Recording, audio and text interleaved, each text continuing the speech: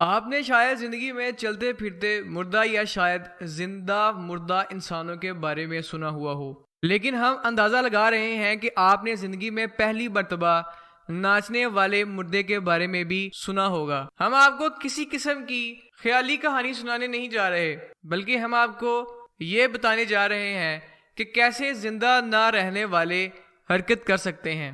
آپ نے سوچا ہوگا کہ مرنے کے بعد انسان سکون سے دفن رہتے ہیں، لیکن ہمیشہ ایسا نہیں ہوتا۔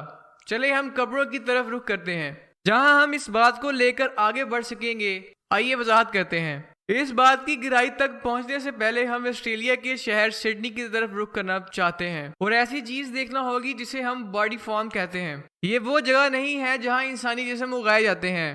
ہم آپ کو اس جگہ کی وضاحت دیتے ہیں۔ باڈی فارمز وہ جگہ ہے جہاں لاشوں کو لایا جاتا ہے تاکہ سائنسدان بہتر طور پر سمجھ سکیں کہ انسانی جسم کس طرح گلتے سڑتے ہیں۔ لاشوں کو قدرتی ماحول میں گلنے کے لیے چھوڑ دیا جاتا ہے اور پھر ان کی نگرانی کی جاتی ہے، لہذا اس کا نام فارم رکھ دیا گیا۔ فورینسک سائنسدان اس بات کا مطالعہ کرتے ہیں کہ ہم کتنی جلدی گلتے سڑتے ہیں۔ ایسے قدرتی ماحول میں گلنا، سڑنا اور تمام مراحل کو جاننا فورینسک ماہر انسانیات، بشریات اور قانون کے نفاذ کے لیے بھی کارآمد ہو سکتا ہے۔ آپ کو یہ فارم امریکہ میں بھی مل سکتے ہیں، لیکن یہ آسٹریلیا میں بھی موجود ہیں۔ آپ یہ بھی سوچ سکتے ہیں کہ یہ لاشیں ان لوگوں کو کیسے ملیں گی، کہ وہاں جاں بحق افراد کو لے جانا غیر اخلاقی ہوگا۔ کچھ معاملات میں لوگ خود ہی مرنے کے بعد فارم رہنے کا کہتے ہیں، اور کچھ لاشیں بعض اوقات عطیہ کر دی جاتی ہیں۔ عام طور پر تب ایسا ہوتا ہے جب کسی جسم کا کوئی وارث نہیں ہوتا۔ ٹیکساس میں لاشوں کو سٹریچر پر فارم میں لایا جاتا ہے اور پھر ان کو ان کے حال پر چھوڑ دیا جاتا ہے۔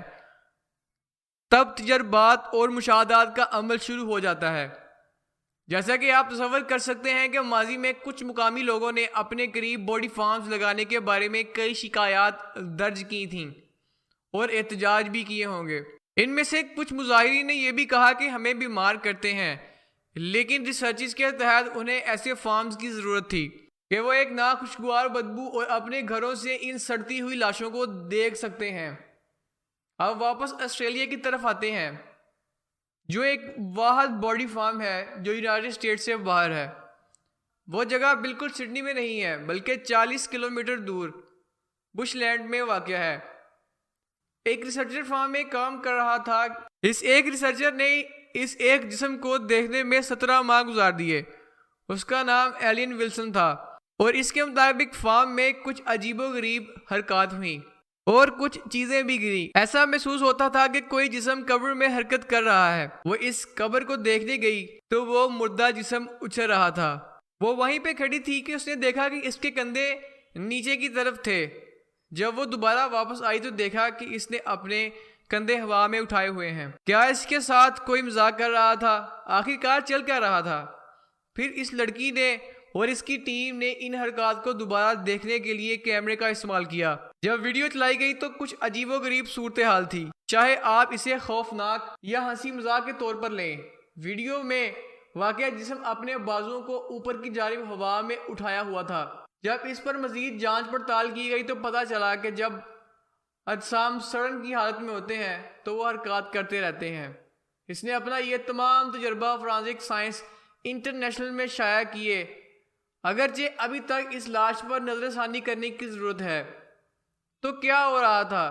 بہت ساری وجوہات ہیں جس کی وجہ سے جسم موت کے بعد تھوڑی بہت حرکت کر سکتا ہے۔ بعض اوقات گیسوں کا اخراج اور بہاؤ کی وجہ سے جسم قدرے حرکت کر سکتا ہے، لیکن ہو سکتا ہے کہ رقص کرنے والی لاشوں میں ایسا نہ ہو۔ سائنسدان ابھی تک کوشش کر رہے ہیں کہ جان سکیں کہ ایسا کیوں ہوا۔